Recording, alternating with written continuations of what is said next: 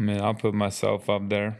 I know what I'm capable of. I know I got I got more to prove though than any other Swedish player.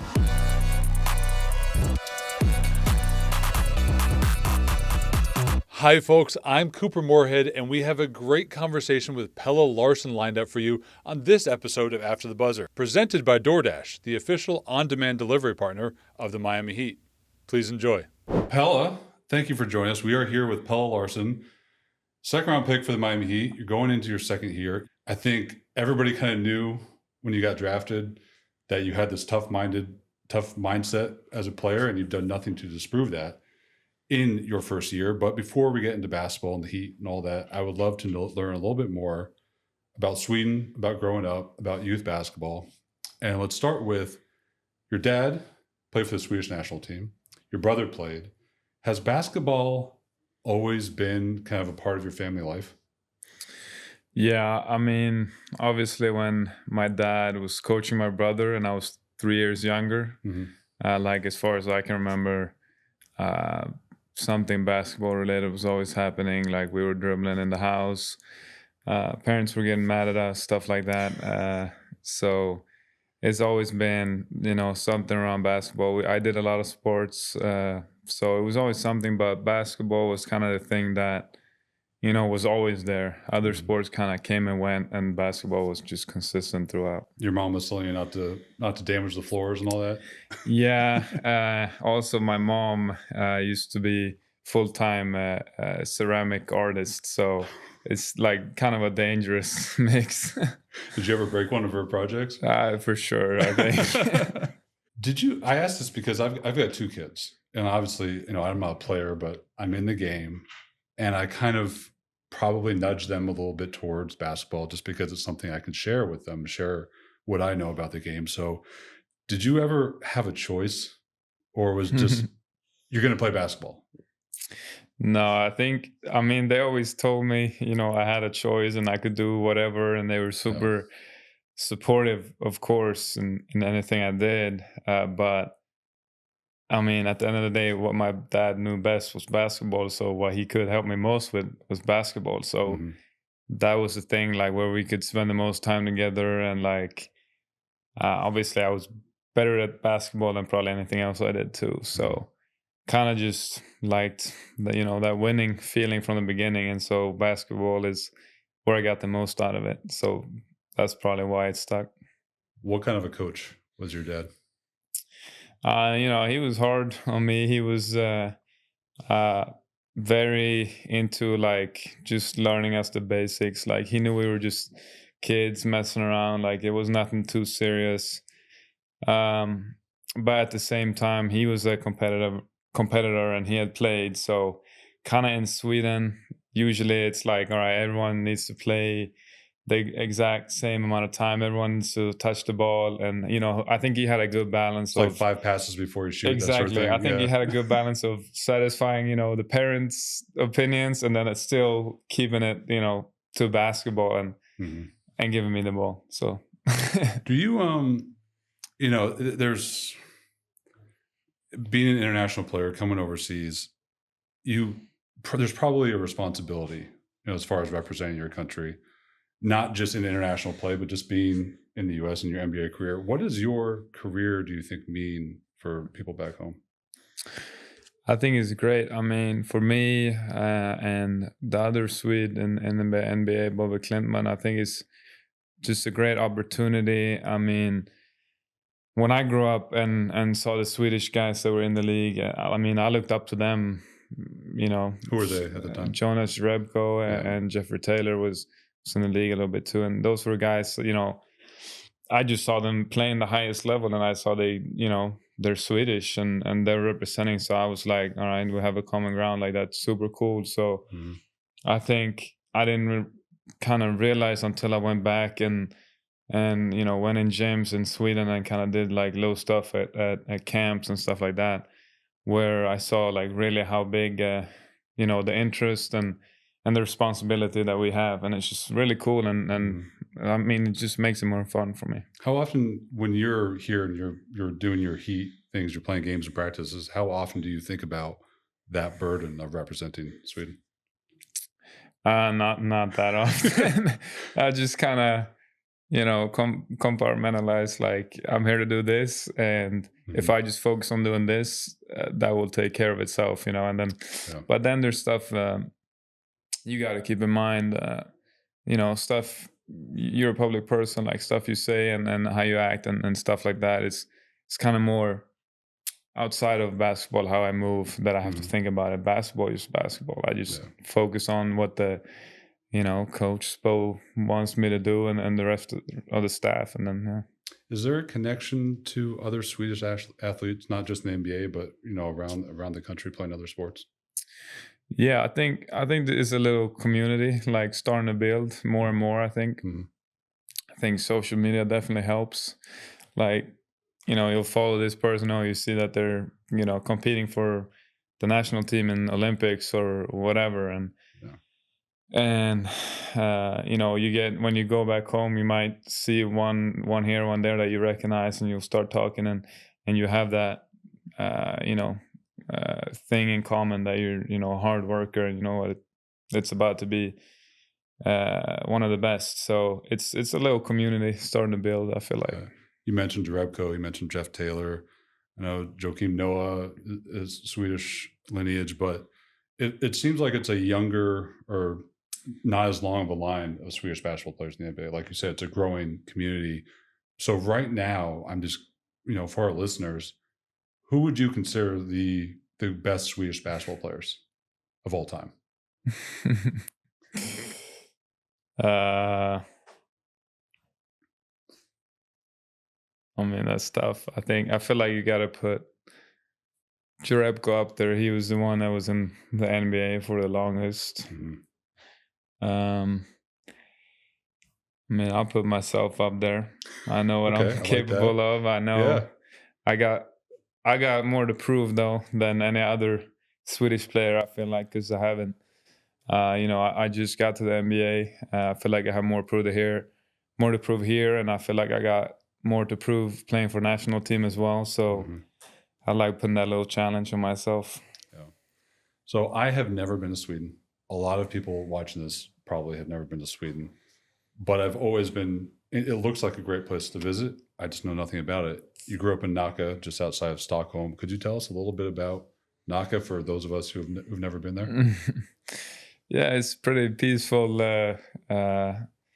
little city or town or whatever you call it. It's just a couple minutes outside of like the city center of Stockholm, which is the capital. So I just grew up there, went to the same school for 10 years, throughout all preschool, middle school, whatever. And then, which was like 10 minutes from my house. So I just biked there every day, and then practice usually at the same school, or like a couple bus stops away. So I kind of just grew up in this little area.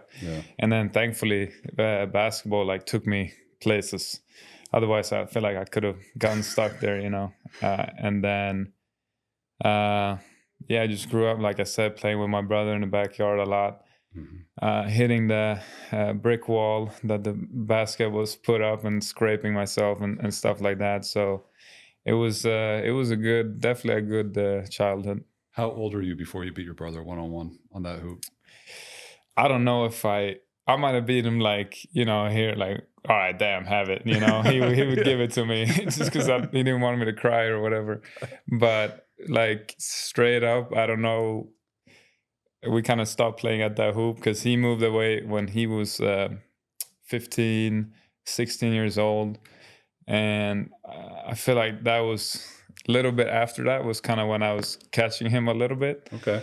So he knew that you were on the way. So he was gone by the time like I was starting to catch up, And then once he came back, that's kind of when we both know where this is going to end. Yeah.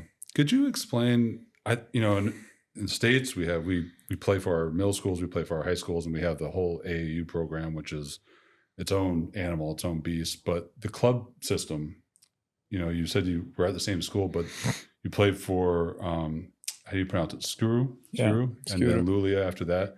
How does that work as far as youth basketball? Yeah, so basically, like you said, we don't really have school teams like high school and stuff like that. It's Mhm. all uh, club teams, and the clubs have like different age groups. And uh, so I played for Skuru. My dad played for it. Like they just had his 50th year anniversary, so Mhm. it's kind of like a family thing, family club. Yeah. Like a lot of his friends and their kids and stuff. I played in it too. So Mhm.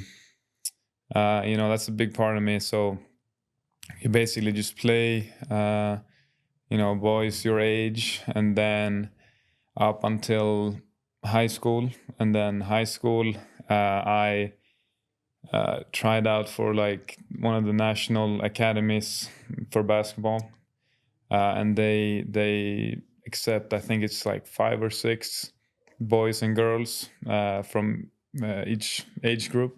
Okay. And there's 2 of those schools that are like considered national academies, I guess you would say. Mhm. And then when I got there, it's more like in high school setting where it's kind of like a school team, but there's no other school teams. So we're playing in like the men's, I think it's third division or Mhm. something like that. So, and then we also went out and played in ABLE, like European Youth Basketball League. So we went out to, Latvia, Lithuania, like Poland, all these different countries to compete against other European youth teams. It's fascinating to learn about this basketball system that Pelle Larsson grew up in, which could not be more different from our own. But he also left that system to come stateside for college ball, and we're about to find out exactly why. So stay tuned for the rest of his story on this episode of After the Buzzer, presented by DoorDash, the official on-demand delivery partner of the Miami Heat. Some players, like your teammate Niko Jovic, he continued to play for that club system overseas. You probably could have done that, but you chose to come stateside for college ball. What went into that decision that you made? I think I got a little bit of taste from uh, the pro life in Europe. Like I had a little bit, a few tryouts and stuff like that, and I just kind of felt like, I'm not really ready for that step. Like just have basketball be the only thing and like Sure. be my job Yeah. at 17, 18 years old.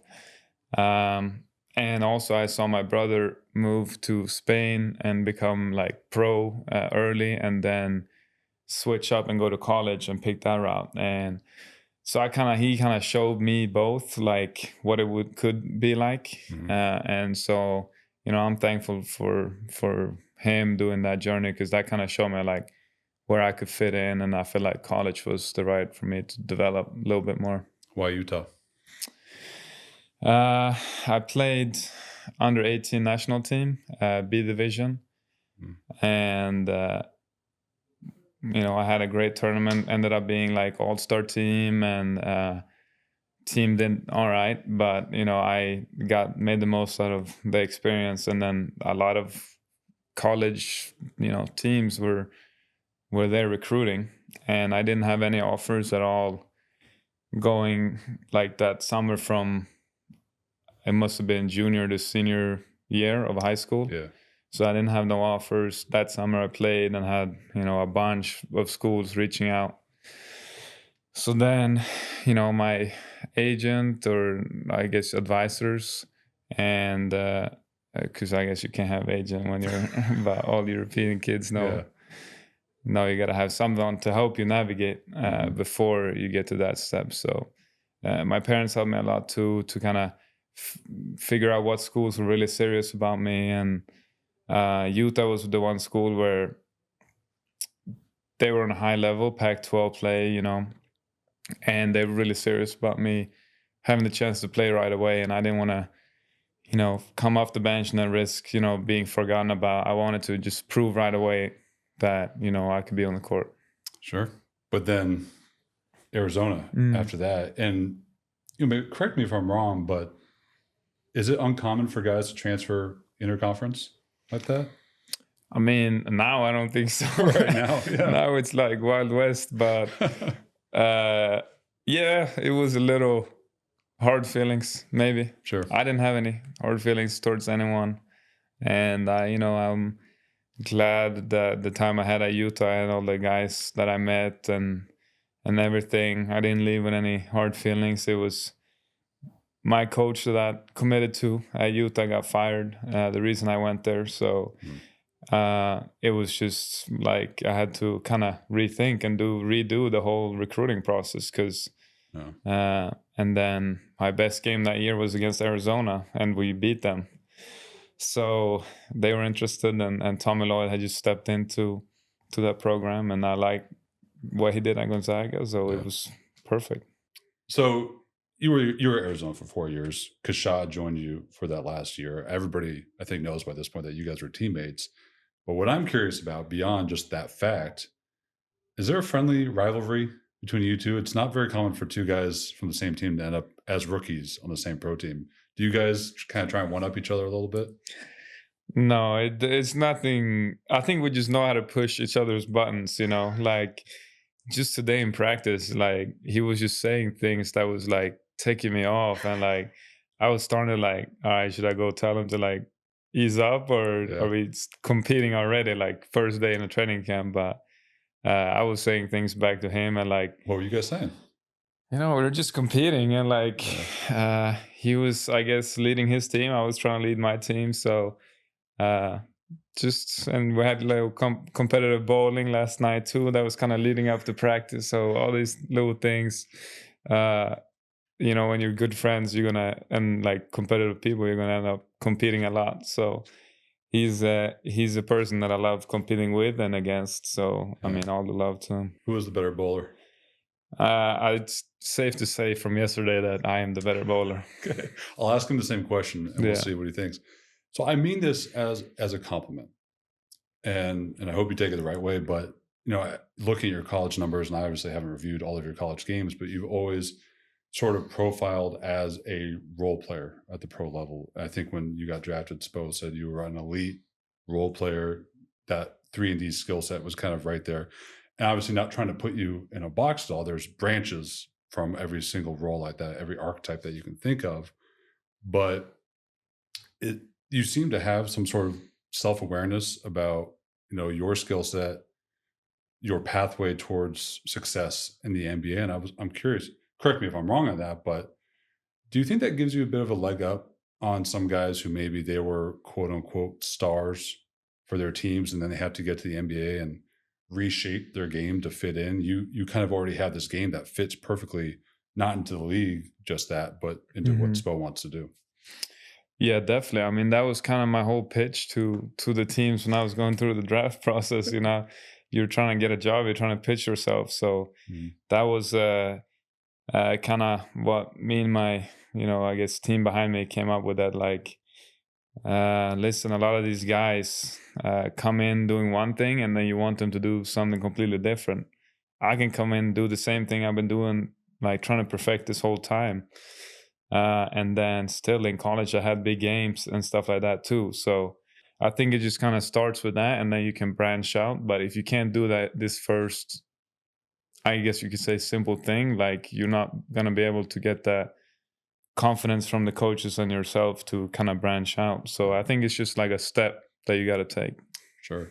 There was a play this year against the Clippers. You probably remember it, where you dove on the floor once, you dove on the floor again, you get the ball to Terry for 3. And obviously, I think a lot of our fans will remember that. But what I remember is coming in the locker room after the game, and we were asking you about the play, and you almost seemed a little mad about it because, and I think in your words, you had said you remember not making that play a couple games before, so you're almost trying to make up for it. And I didn't really realize it until then, but it struck me that you're probably a little hard on yourself in that way. Is that accurate? I think you kind of have to be at this level, like to get to this level. But it's like, it's kind of, as a rookie, you don't get unlimited chances, you don't get unlimited opportunities. So when you have the opportunity, you just want to grab it and like show that you can do more and more and more. And I think especially last year, I kind of felt like if I missed out on like one little thing, I was disappointed because you don't get unlimited opportunities. So after I missed one dive on the floor, and they told me, I was like, all right, bet I'm gonna dive 3 times this time. So yeah, that was a cool play. We'll get to our last couple questions here. This one might be hard to answer, but if you could fast forward in the future and look back on your career and say 10, 15 years from now, obviously 10 or 15 years it's a great career for anybody in a lot of ways, but if you could look back on what your career was, what you accomplished, what do you want to be able to see? I mean, definitely NBA champion. I think, just seeing guys at the parade after the game, like, just that's what you fight for your whole life, your whole season. Like, it's such a good feeling, and I got to experience it a little bit with Arizona a few times. But I think at the highest level with the best players, that's like, to say that you're the best until the next season starts, that's an unbelievable feeling. So definitely, that is the goal. Get a couple, hopefully, but at least one NBA championship, and I just want to experience what it's like, to consider yourself the best in the world. So yeah. The questions I want to finish every podcast with. The first one is, and maybe it was that play against the Clippers, but it doesn't have to be with the Heat. What's the best play you've ever made? That play that, like, you've got on instant replay whenever you want a little boost of confidence or something? I don't know. Well, it's one that I like, especially now that after this year spending time with this guy as my teammate against UCLA, I had a pretty nice play where I went by Hyman and then dunked it on their center.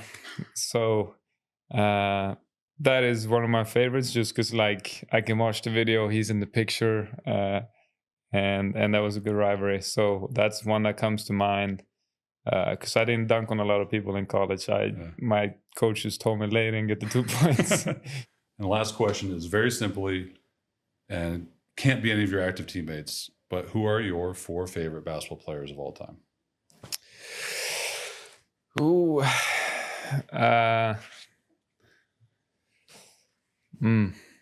No active teammates, you said? No, I think that's cheating. Yeah. You can't do that.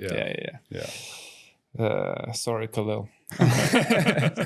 No, but I think, when I was a kid, I was like big Rajon Rondo fan. Yeah.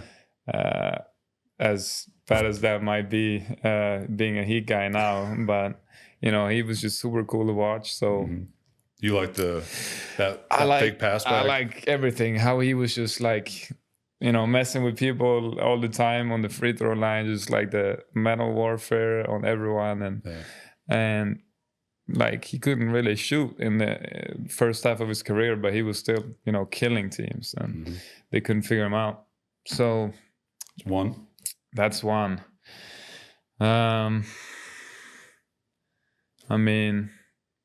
It's hard not to say LeBron. Like, my whole life watching this dude, still doing it, did it against him. Like, that's so crazy to me, and will be crazy forever. Like, I don't know if we'll see that again. So who else we got? Maybe you can't say former Heat guys like LeBron. I remember you were at that Knicks game with Melo and the Heat, right? Yeah, that was masked LeBron. That was a different animal. When he had the black mask. Man, trying to think who I like as a kid. I think Blake Griffin was one of my favorite players when I was a kid. It was a different level of athlete. And I talked to Karan a little bit about that too, because he was on that team, and that must have just been a crazy time. So Blake Griffin is on there. That's a guy that, like, I admired, because I used to try to do his stuff on the low mini rim. How did that go? Great. Not on the big one. I couldn't do that, but it'll do great on the mini hoop. Yeah. All right, cap us off with number 4. Number 4. I like how much thought you're putting into this. Because, like, I'm trying not to say too obvious answers, but I feel like you can't put a list without saying LeBron and Michael Jordan. Yeah. I can't say one and leave the other one out, Yeah. So it's got to be Michael Jordan. You're too young to have watched his games live, but have you gone back and watched his games? I mean, endless of YouTube clips, Last Dance, there's a lot of stuff out there to like still, you kind of get those goosebumps without even, I haven't watched a game of his, but I still get the goosebumps. Like I know who he is and what he's done for the sport. And like it just exploded with him as the leader of the league, I guess. Absolutely. The league owes him a lot. Same with LeBron. Thank you very much for joining us. Again, Pelle Larsson, we have been very fortunate to have you here, and we look forward to not only your second year in the league, but every year following that. Thanks again. Thank you. I hope you enjoyed this conversation with Pelle Larsson on this episode of After the Buzzer, presented by DoorDash, the official on-demand delivery partner of the Miami Heat. Remember to like and subscribe to our YouTube channel because we have plenty of content coming down the road. We want to make sure you get all of those notifications. Until then, take care and thanks for watching.